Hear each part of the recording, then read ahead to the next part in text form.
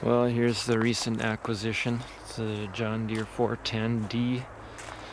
And yeah, we got some leaking going on from the main cylinder. Very wet in here. It's how to get this bad boy out. I'm gonna have to label all of these for the backhoe control here. 1, 2, 3, 4, 5, 6 is how I think we will label them. Then we've got 7, 8. There's a port there. 9, 10, 11, 12 connections, it looks like, going in there. And then we can remove this pin. Sure, we can remove this. Maybe we can hold this up to something while we remove it, and then we can slowly lower this probably 250-pound cylinder down. It's getting this end out, you know, there's not much room here, so it's gonna pretty well go straight back. Once that end is hanging down, I think we'll be able to clear this, and then I'm hoping we can go just straight back this way. Yeah, we can. We'll definitely clear the frame with it over to the right here, but we're gonna have to get all of this out of the way.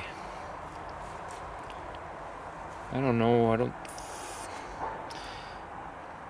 I mean, maybe if I take the bracket off, I can just lower this down into here. I don't know. I suppose it won't hurt to try that, because we're going to have to remove this anyway, whether we take all the hoses off or not. But I'm going to start by labeling all the hoses. I don't know how to identify this backhoe. It's supposed to have a tag on it somewhere. I know where the engine tag is. I know where the front tags are, but there's supposed to be a tag to identify this series. Anyway, should be a fun project. It's got some kind of jitter in the hydraulics. I don't know if it's a pump issue, I don't know if it's a screen, a filter issue. So we're gonna have to take a look at that. Also, the parking brake does not work, so I'd like to fix that as well. Alright guys, this whatever this junction box thinger is called is out. I actually had to take out all of these one by one to get the wrenches on the next piece. This one, and I'm not sure it was this one, is smaller than all the rest, so I need to confirm that. I tried to lay them out and then I grabbed them when I put it back. When I brought it into the garage, so I realized, oh no, one of these is not the same as the rest.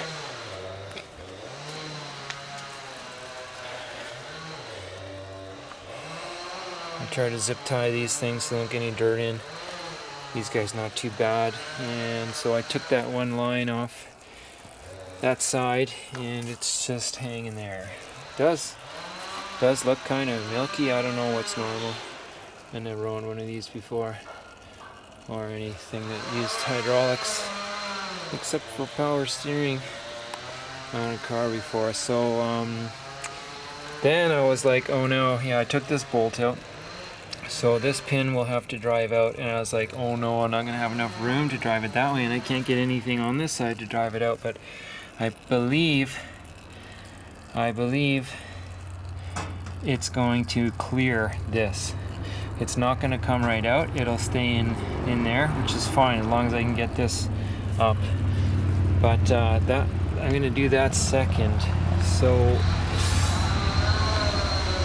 when I release this pin, this whole thing would just fall down. And as far as I know, it's got another hydraulic line running up to the underside of this. So what I'm going to do is strap it from here up to the roll cage there to take some weight, off it, and then drive this out, and it should hopefully hang out in here until I lower it down from here. And then I'm gonna kind of lower it slowly, so I'm gonna probably be fine to just drop it on the hydraulic lines. They're heavy duty lines. But anyways, I'll lower it slowly, and I'll want to keep it on there anyways to take the weight off of it to drive this pin back. I heard a guy say he always lubes it before he puts it in or takes it out, so I'm gonna do that too, just get some fresh grease in there and hopefully ease this transition. And then I hope once that front end drops down that I'm gonna be able to lift this enough to get it out. I think it's 250 or 300 pounds, so I don't know exactly how this lifting out is going to happen, but that's where we are now. So here we go. That's an icicle hitch.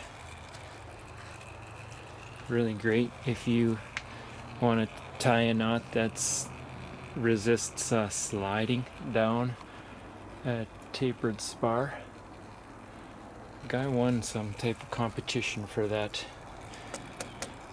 Look that up online. That's a fantastic knot when you have to grip a cylindrical object. So I put some pressure on that. Enough? I don't know. But it can't really extend, so even if it just relieves some pressure, and then we're gonna try to get this out. Was that a spark? That was a spark. Interesting. Yeah. Better put my glasses on. One-handed. Why do I bother? Look at the flex on that. I need some new pins, or I need to shorten these pins. I can definitely shorten those pins. So these barely worked. These are just whatever, gear wrench, so and so, but they're definitely undersized for a snap ring of that size. But I was able to, I'll just show you, like snap ring still on that side, but I can move this by hand. Was surprised, but well greased, and obviously I have the right amount of tension on that. But you know, if these things are greased and there's not a lot of twist on them, they should come out okay. I was surprised by that though. But anyway, what I did with this while that was on there, I took a large screwdriver and I was able to like get the top tang sort of off there, and then I just worked the screwdriver around and push it out of just by twisting that off. So that was it. So now I guess we can just push this thing out.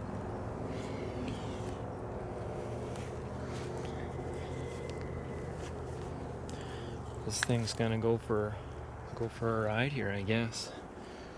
Hopefully nothing can happen here right before. I'm gonna go around the other side and pull it out. This is controlling the angle of this boom. I suppose it could relax a little bit, I guess.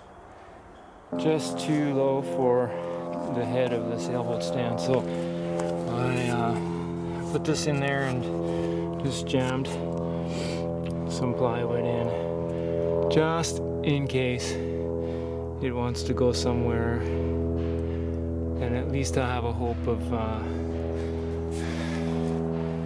keeping it in relatively the same spot for a reassembly, which shouldn't matter because I could extend and retract that piston, the cylinder. Okay, so now I am gonna pull it out.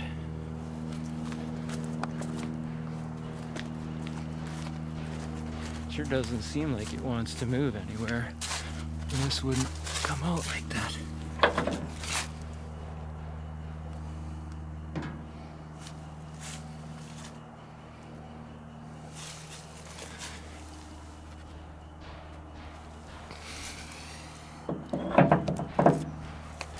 Well, I can't say much about the videos that I watched online, but I seen guys driving those things out for hours. How could I just pull it out by hand? I don't know. Anyway, I wasn't expecting that. Yeah, so what now?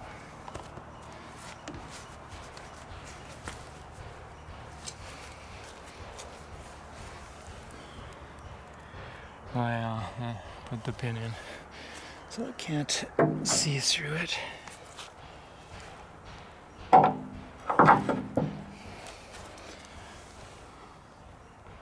Well, yeah, you can see it has dropped down there.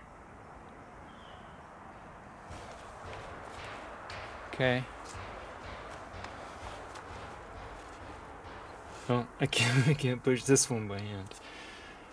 Well, go figure. I wasn't expecting to do either, but okay. I know what this is. This is the big setup before. This is gonna make me think this is gonna go easy, and then there's gonna be some horrible problem next. Anyway, I'm gonna get the grease gun and grease that other end, and we'll see if we can move that second pin. Just checking one more time. It is going to come out of there. So I'm expecting because of this, that once this is released, it's going to want to swing that way. And it'll also swing down, and it should jam itself up against these.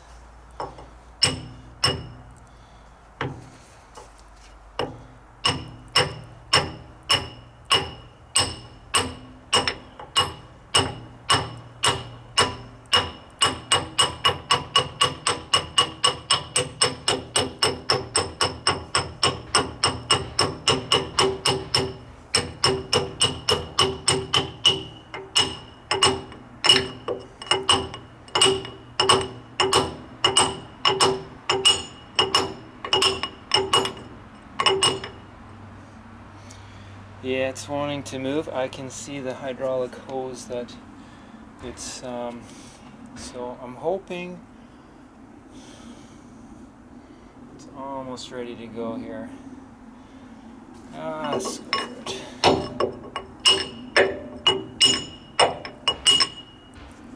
That should be it. I think it's out.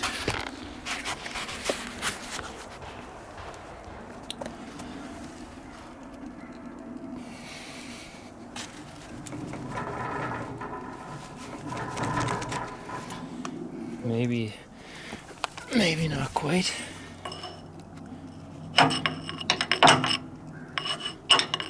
Yeah, it's got to be out. I think it's just the friction of this.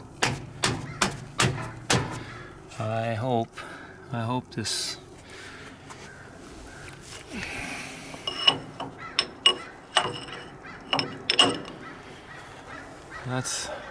Yeah, that looks free.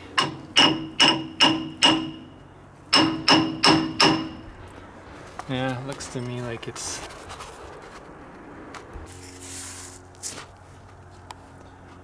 Yeah. Yeah, it's moving, right?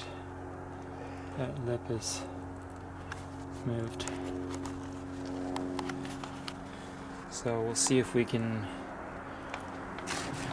Oh yeah, look at that.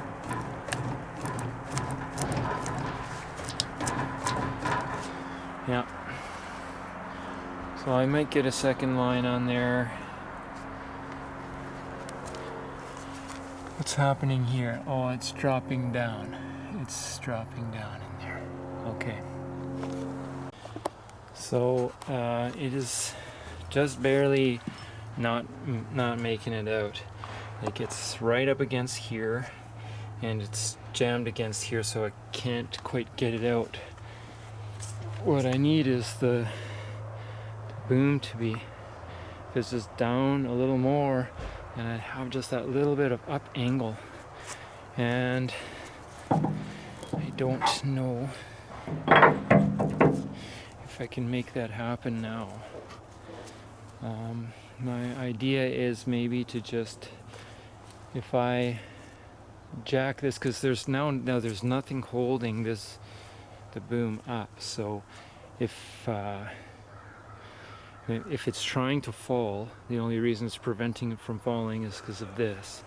So I'm wondering if I get a floor jack and jack the bucket a little bit, and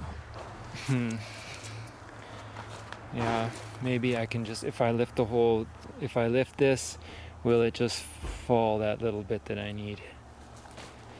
Okay guys, still trying to lower this boom slightly. So what I had to do was try to ratchet strap this bucket cylinder, and so I had the thing jacked right there, and then with ratchet strapping and then a little bit of lifting the teeth out with the bar there, I did get this piston compressed, and now I think I am able to lower. I'm lowering it a little bit here. Yeah, definitely lowering it. Now, is that lowering it enough or not? I don't know. Yeah, this is pretty well at the end of its travel here. Oh, that did sink in. Oh, or maybe I can't move it anymore. I'm not sure.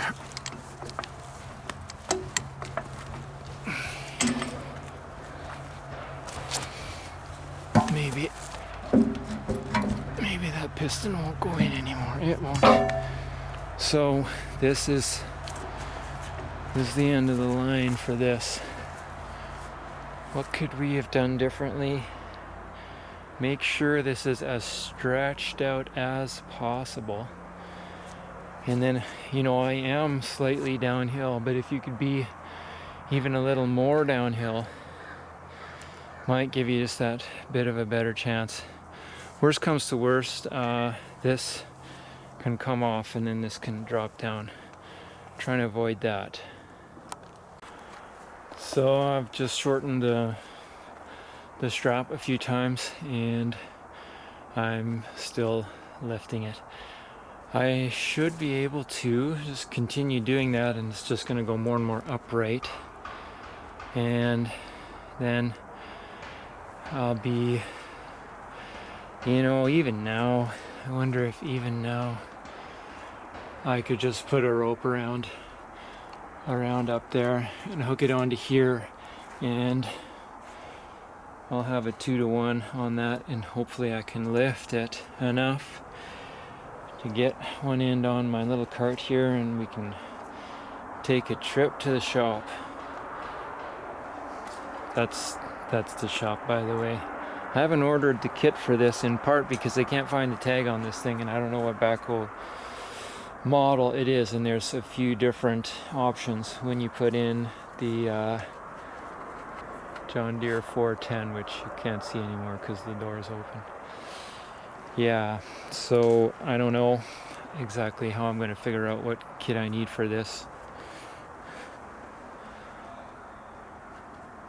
Yeah, it'll be interesting to get a look at the other end there and see how tight that rod guide cap is. Anyway, should have it out soon. So it kind of balances nicely. Like, it's a bit just teeter-totter right on this where the pin came out, and then resting there, but big heavy cylinder just kind of waiting to fall at this point. So I might try to tip it down to get that in on the ground, or